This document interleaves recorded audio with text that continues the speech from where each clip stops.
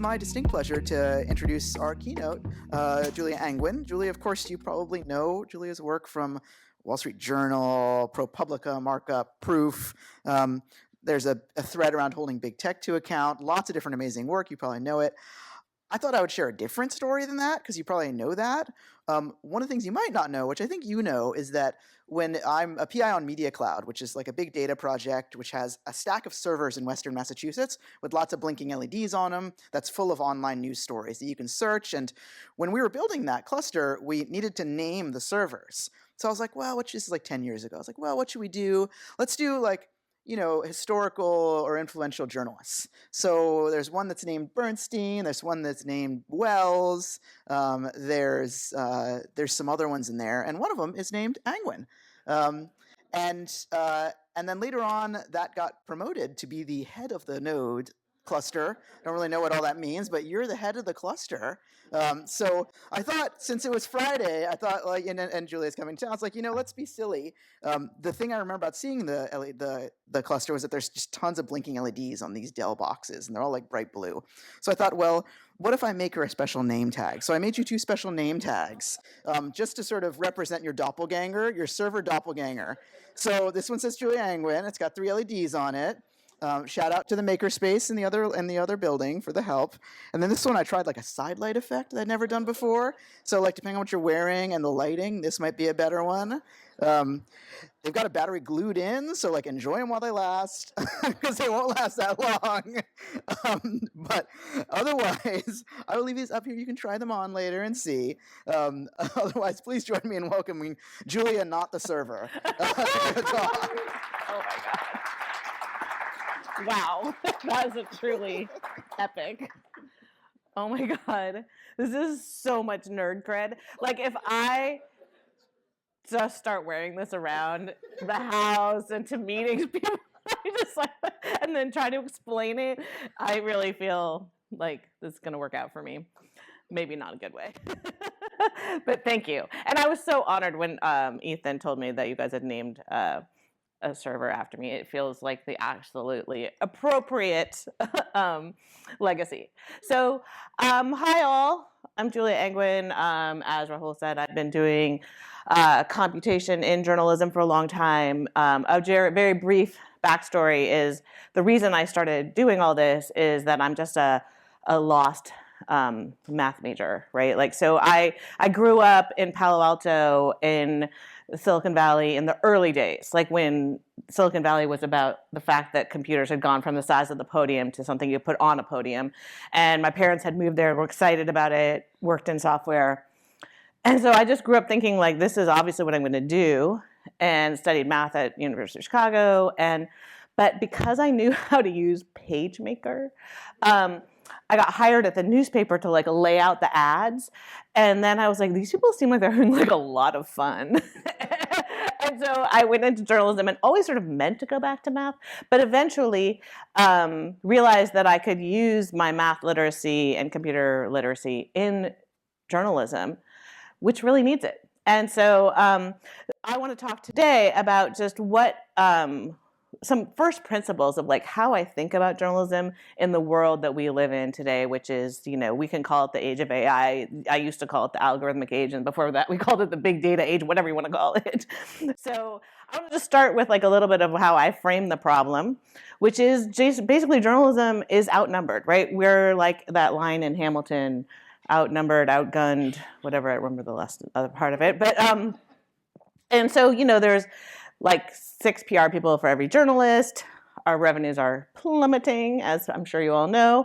And the challenge is that like public mistrusts us, and we have a harder time. Our job has gotten harder because the way that policy is done is hidden inside of algorithms and data and obfuscation.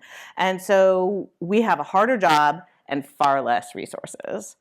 And so I think that the way we need to tackle this is try to be a little pickier about the stories we do, right? Like there's no reason that there need to be 30 people writing the same story about something that would already be announced, right? This is what I call pre-release news, right? Like, so press release news, but like you get it a day earlier and you call it a scoop. Why are we doing this? This is PR for other people, right? So, you know, there's the famous not Bruce Orwell, like, you got me him, George Orwell quote, right? That anything that anyone, journalism is what somebody doesn't want published. Anything else is public relations. And I think we have to triple down on that. And then I think even then, if we pick our stories carefully, we have to use computational power because we are just, you know, we need all the weapons we can get, right? We have essentially human sources, documents that we can get through public records, and computation adds a third leg to that stool. And so I want to talk a little bit about some of the methods that I have used to do what I call methodologically precise investigations. And the real guiding light here is that I believe in the scientific method. I think that, you know, when you think about how to approach the job of journalism, which is, I think, A, holding power to account, and B, describing the world as it is, science gives us tools for that, right? It gives us this idea of the scientific method is sort of an approach. It's not as just prescription, but it tells you how to think about approaching a problem. And I think journalism needs to adopt that because the problems that we're needing to address are actually complex and need a more complex approach. So what does that look like? What are we talking about, Julia? Why are you talking about scientific method? It's 9:30 in the morning. Like, come on. So I'm going to give you a couple lessons. So one thing that I think is just really important in journalism is that important work is not the same as things that are secret, right? Journalism loves to expose secrets, and I mean, obviously, what is more fun, right?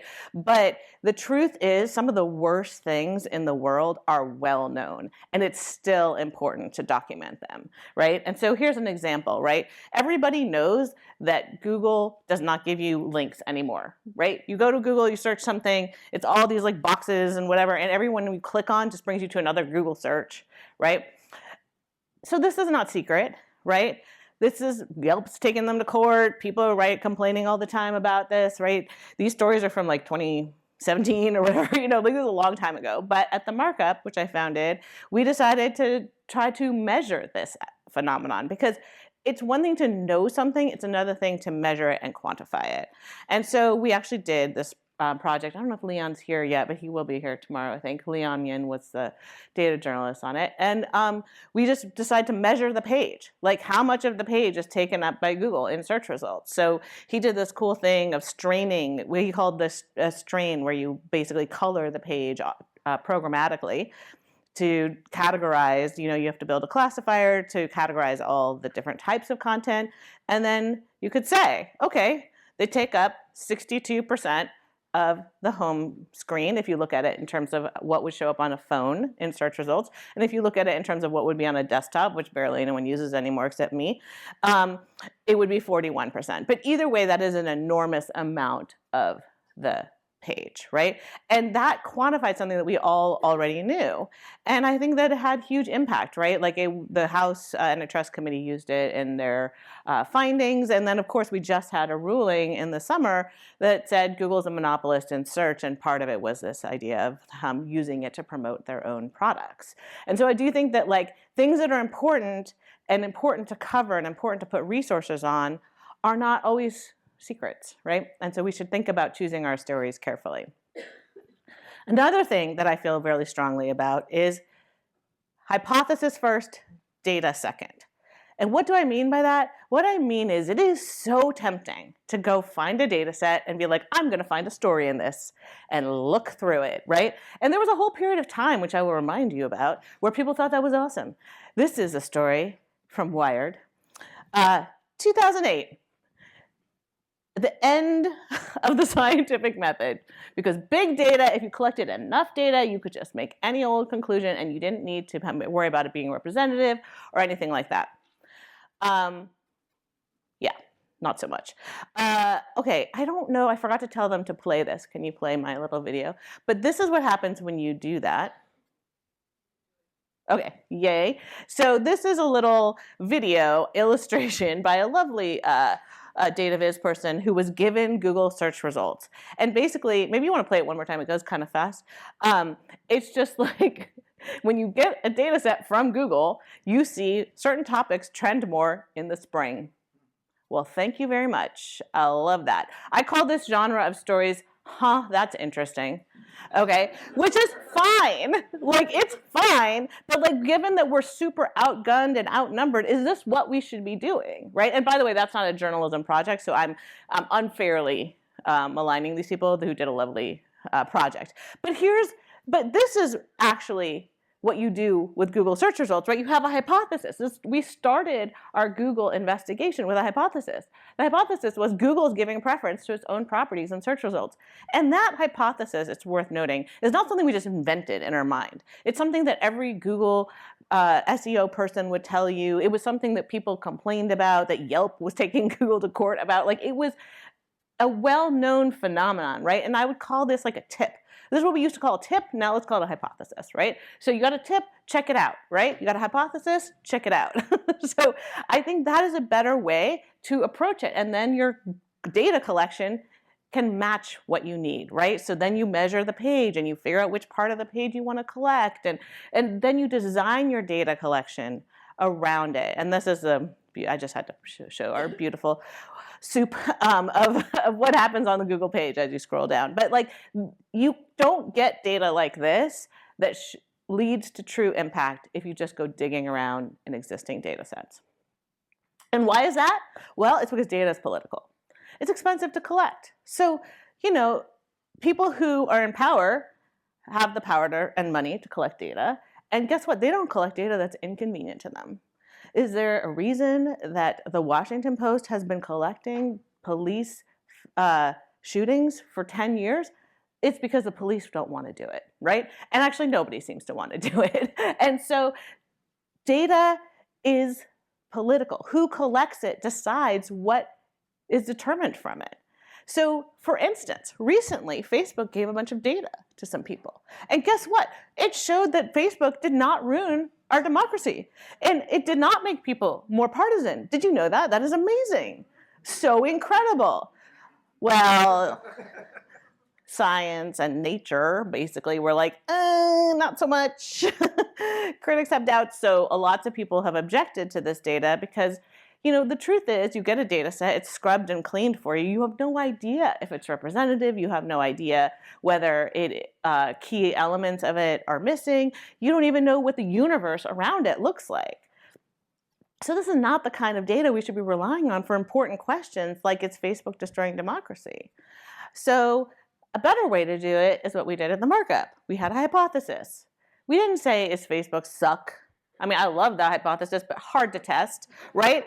A testable hypothesis is Facebook makes a lot of freaking promises and about they're not going to do this, and we're not going to boost anti-vax, and we're not going to do this. Although now, of course, and now they're in their give no Fs era, but they previously used to make a lot of promises, and we wanted to know, did they hold up these promises? So we actually built a Facebook inspector called Citizen Browser, which was essentially a way to take a representative sample of Facebook users, see what was in their feed, and measure it, and determine whether they were actually upholding their promises. What do you think, were they? I know, it's so hard. Hold your breath. So we showed that, just for instance, like, they claimed that they were not lifting up polarizing content. And they had a measurement that was their type of measurement, which essentially did not include what is called impressions or reach. They just had sort of uniquely how often did a URL travel around, whereas it's actually more important to see how many people saw that URL. And so they didn't measure reach. So we were like, we're going to measure reach. And then it was like, wow, this is a very different list. This is a very different list, right? All of a sudden you see a bunch of things like Daily Wire, Western Journal, Fox News that were much higher in that list. And so we did a report saying Facebook isn't telling you how popular the right-wing content is on their platform. So that's why data being political matters. And the other thing that matters is sample size. I know I'm preaching to the converted here, and you all know this, but I just want to tell you that like it's not actually always true that you need a gigantic sample size. I will say that interviewing 3 people in a diner is we, as journalists, we need to either call it what it is, which is entertainment, or put in the limitations, which is like we talk to 3 people in a diner, we understand they're not representative, right? But I'm okay with small sample sizes, right? When Snowden released one document that showed that the NSA was spying on every single American's phone calls, that's all you need. You need one document, right? So sample sizes matter, but they don't matter in the sense of like that whole big data lie where it's just more is better, right? They matter in terms of exactly how much do you need. So when I was trying to put together Citizen Browser, I was really worried, like what would be an appropriate sample size of a platform with 2 billion people? Is that even possible? And I talked to tons of people, including people here at Northeastern who advised me, who I call all the time. So sorry guys, thank you, Piotr and friends. But actually, what I found was that everyone said you can get away with 1,000 people. And I was like, really? And so I ran it by a bunch of people. Everyone said, okay, 1,000 is fine. Now I've, of course, learned that every one of these polls predicting the presidential election is like 800 people. So I don't know why I was so worried. But I did feel like there are 2 billion people on Facebook, and there's actually fewer people, voting in the election. So, I wasn't sure if 1,000 would do it. But we worked with YouGov and built a panel that was representative of U.S. voters, right? And so I actually just put them all in here. We had 2 kind of major areas of where we weren't able to meet the threshold. So you can see Hispanic and Latino panelists are much lower than the population. This is something that pollsters are constantly grappling with across all polls. They just have generally an underrepresentation of Latino voters, and they do some weighting to accommodate that. And the other thing that we had was we just had lower percentage of Trump voters, which we also had to weight our results for. And that's also something that pollsters across the board have encountered.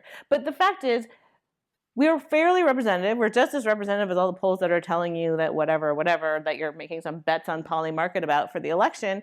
And we felt like we could make some claims because the reality is Facebook, whenever we would find out that they were like, oh, they say they're not promoting anti-vax content, we'd find some anti-vax content. Or Aaron, they told Aaron thinking in the front here, they told everyone they weren't promoting Holocaust denialism. He found a whole bunch of Holocaust denials on there, including one who kind of tried to harass you at home, which was unfortunate.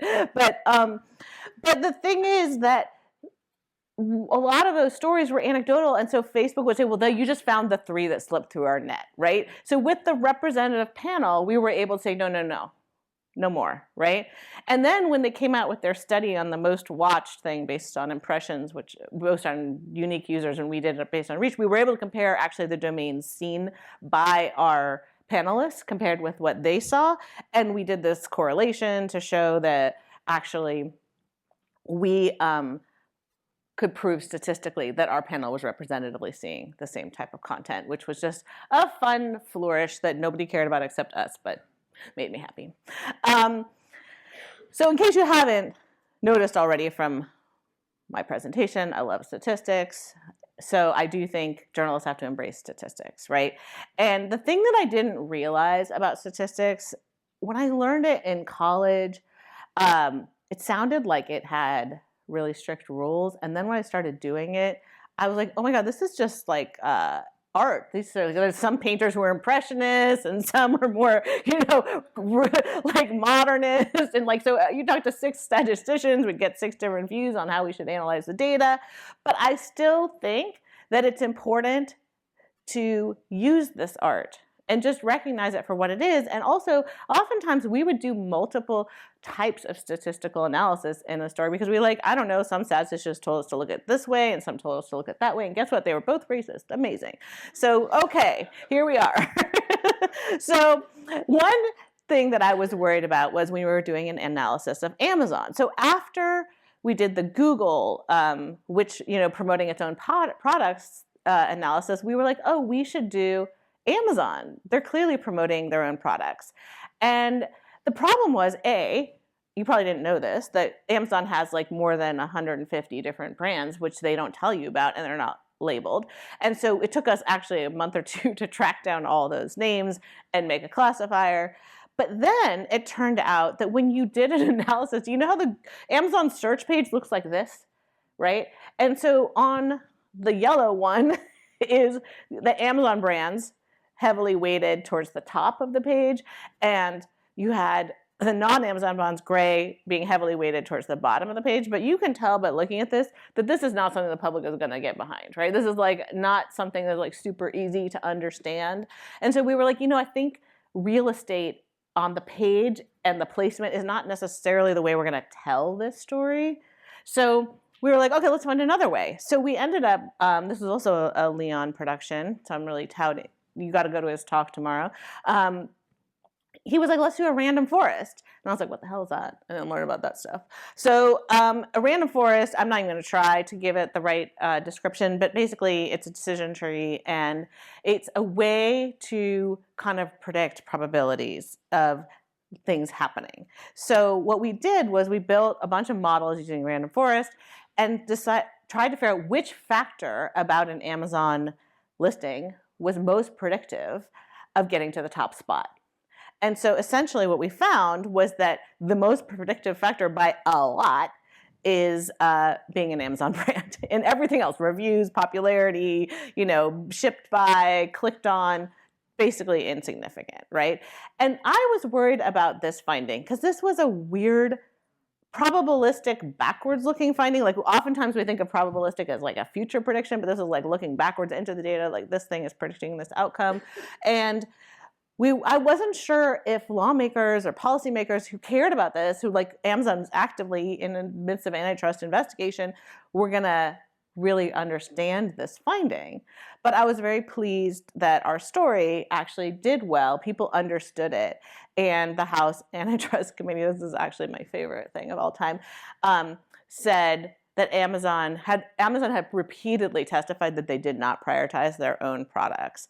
And so this is by you, Aaron. It's another Aaron fest. So they actually accused Amazon of perjury and referred it to DOJ, which I was just like, this is a delightful moment. So I think that's the power of statistics. Even when it's a little hard to explain, we were able to find a way to explain this predictive power of this one factor. Another thing that I think is important is that expertise matters, right? I never do one of these investigations without consulting with statisticians and domain experts. And you need to talk to them because data looks different to a person with expertise in it than it does just barreling into a data set that you don't understand. So my new outlet, Proof News, that I just founded earlier this year, I wanted to look at AI and whether it was going to be providing reliable answers to voter queries, right? This is a question. We have an election in a week and a half. You might have heard about it. And it seemed to me people were going to ask AI questions about voting. And I wanted to test whether they were going to provide reliable answers. So I realized I don't know enough about election law to really rate an answer from an AI. So I put together these teams of people, including Peter, and secretaries of state, election officials, journalists, academics, computer scientists, policymakers to get together at Columbia University, and here we all are, for a day of testing. And basically, we all sat in teams and tested the AI models for the accuracy of their responses. So this is one team. I don't know. Oh, Peter, you're in it. Yay. So the people who are facing the camera are the journalists and computer scientists, and the people with their backs to the camera wearing formal clothes are the election officials. You could definitely tell in the whole group like who was an election official and who was not.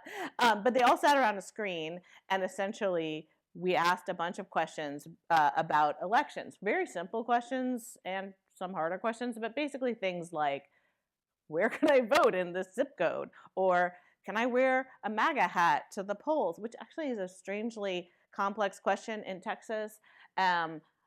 and the models all got it wrong. I saw that this morning somebody was arrested for trying to wear the MAGA hat to the polls. You cannot wear campaign merch to a voting precinct in Texas.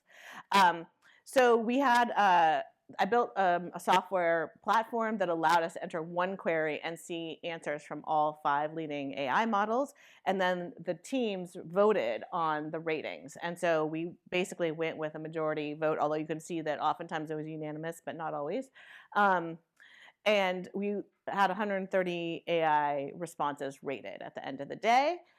And what do you know? They were kind of bad. So 51% were inaccurate, and the teams rated 40% harmful, 38% incomplete, and 13% biased.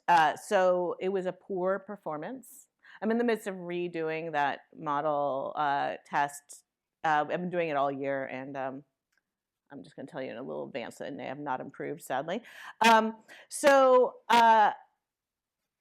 Finally, I think it's important to talk about objectivity. I sort of mentioned it before that I don't believe in objectivity, but I want to dive deeper into my favorite topic of how journalism has always been worshiping this false god of objectivity. And I believe we should talk more about the limitations of our work. So I'm going to just remind you of a couple of quotes. If you haven't read Wesley Lowery's A Test of the News, who's read it? Oh my God, hello. Everyone needs to read this. This is a masterpiece of journalism critique, but also outlining a way forward. And it's actually beautiful. And I think what I really love about it is he says, the problem is instead of focusing on a reporting process and the rigor and objectivity of that process, we are focusing on personal objectivity of a person and the performance of that. And the reality is no one is objective about anything. And so that is a false god. We'll all lose that game. And so I think we need to focus on the rigor of the work itself. And that is what the scientific method is all about. It doesn't say scientists can't have views. It says you have to do rigorous work that's reproducible. So this actually discussion about objectivity goes back. And of course, Walter Lippmann has a great quote where he says, the news is complex and slippery. And so good reporting requires the exercise of the highest of scientific virtues.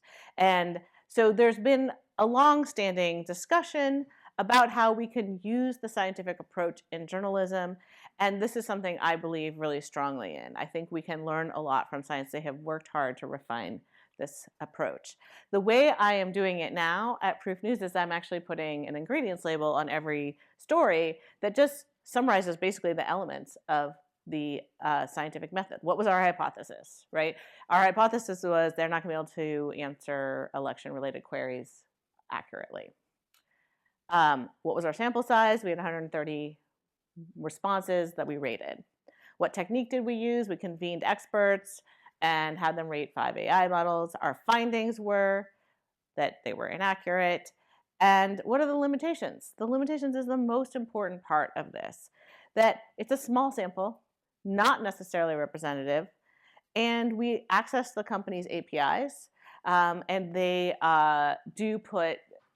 do some sort of layers of difference on their consumer-facing models. So like Llama is the underlying infrastructure for other AI products by Meta, but it is not exactly the same as the experience of accessing Llama directly.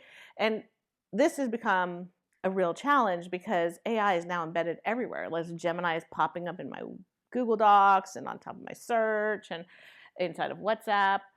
And so we had, but the only way to really rate these models equally was to access the APIs. So we were just honest about that.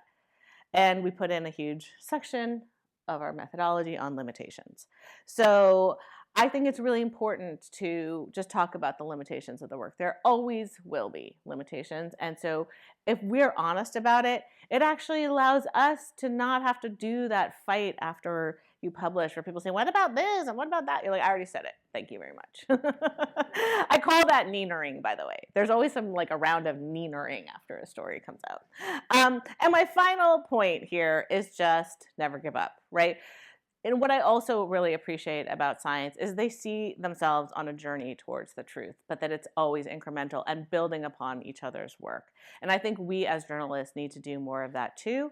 Build on each other. We're so few, and we need to basically give each other credit, build on each other's work, and keep doing the work, because no one sees the first story. You gotta write it 6 times. I've been writing this AI is giving you misinformation about the election all year, and still not sinking in, apparently. So basically, the price of liberty is eternal vigilance. So thank you very much, and I'm so excited for your questions.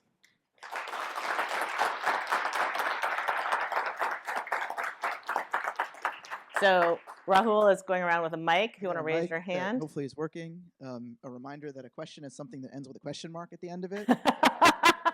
There's someone behind you. Going to be discussed over tea. Over here. Hello, thank you. Oh, it's working? Yes? Yeah. Okay. Thank you for the talk. I'm Marianne, based at Cornell Tech. I love that you outlined that you have to get your data sets, and I think like one of the things I'm running into is that increasingly the only way to do that, which is pretty well represented here, is through some sort of web scraping, which brings up not only questions of like ethics around scraping, but also how you protect yourself as either a journalist or a researcher. So I'm wondering if you can speak to either of those tenets of web. Oh my God. Love this. At the Markup, we had T-shirts made that said "Scraping is not a crime," so yeah, it was a big cause for us, and we filed an amicus brief at the Supreme Court in the scraping case that was decided there, which was actually not super favorable, but mostly favorable towards scraping. I think that there has been a lot of legal angst about scraping, and journalists are in a vulnerable position because a lot of scraping is, corporate theft, right? And I classify AI training as that too, right? Like just like this sort of like hoovering up for business interests, whereas what we're doing is for the public interest. And I do think that sometimes courts are making a distinction on that, and sometimes they're not.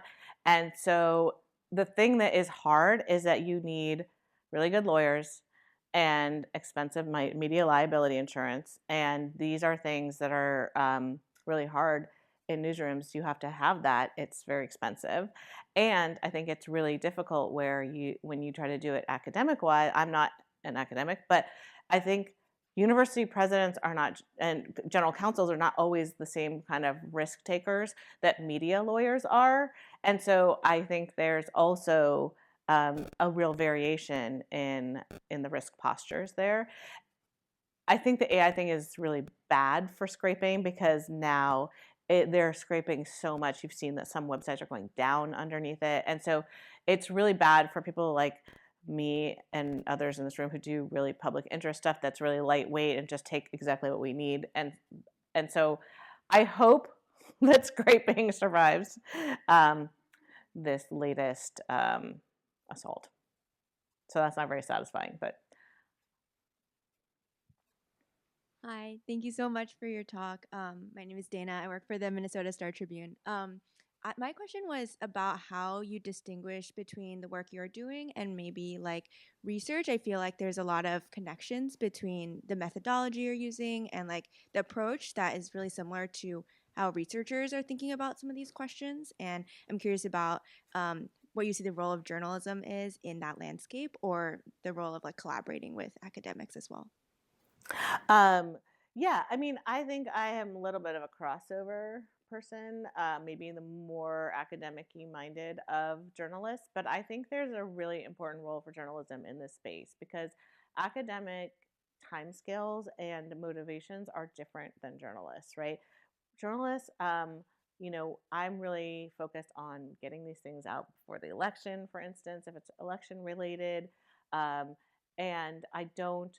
And like a peer-reviewed study can take years to come out, and oftentimes like election analyses will come out a year or two after the election, like, oh, this is what happened back then, which is great. It's good to know for posterity, but like journalism is the first draft of history, and I think what I'm trying to do is make that first draft a little bit more representative, right? And so I would say some of the things I've highlighted here are, pretty ambitious projects. But I also think like, not everything has to be like that. I think you can still do great journalism with smaller sample sizes.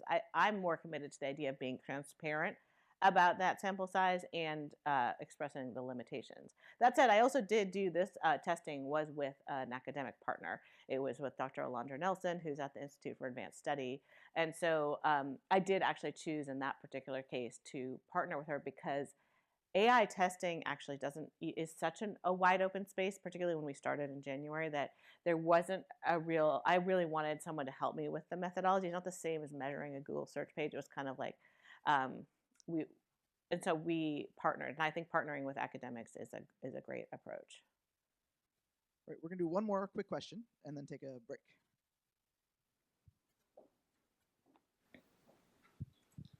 Hi, Tyler Dukes with McClatchy. Thanks for this. It's great. You mentioned partnering with academics, and I know from a lot of your work, you've both used academics as sources, but also as these partners. When you approach academics, can you talk a little bit about how you convince them to, sort of get in a room, travel to one place to do some of these projects? How do you approach that conversation when it is more of a partnership as opposed to reporter-source relationship? Yeah, it's hard, right? Because academics have very different approaches. For instance, tell me if I'm wrong, academics in the room, but my understanding is, you write a paper about Uber or something, you don't actually go to Uber for comment, right? And like that is like a journalistic, like absolute first principle, you must get comment. And so there are just a whole bunch of things that are different, and timescales, footnoting. I had to draw the line of footnoting. I was like, Dr. Nelson, I love you, but we are not footnoting. But, so there's lots of little things like that. I will say that was my first time collaborating as co-authors with an academic, and it was really because I have such great trust and great relationship with her. I don't think I would do that with everybody. More often, what I have done is consulted with academics and listed them as like, thank you for your consulting and advice on this. Because you do really have to have a lot of trust in those situations, especially when you get company pushback, which you always do, right? And then have to address that. That is a whole process which journalists are very familiar with, but is not really necessarily part of the academic process. So I would say I think it's a good thing to do, but I think you have to also go in with like a really trusting relationship. Wonderful. Thank you. Thanks all.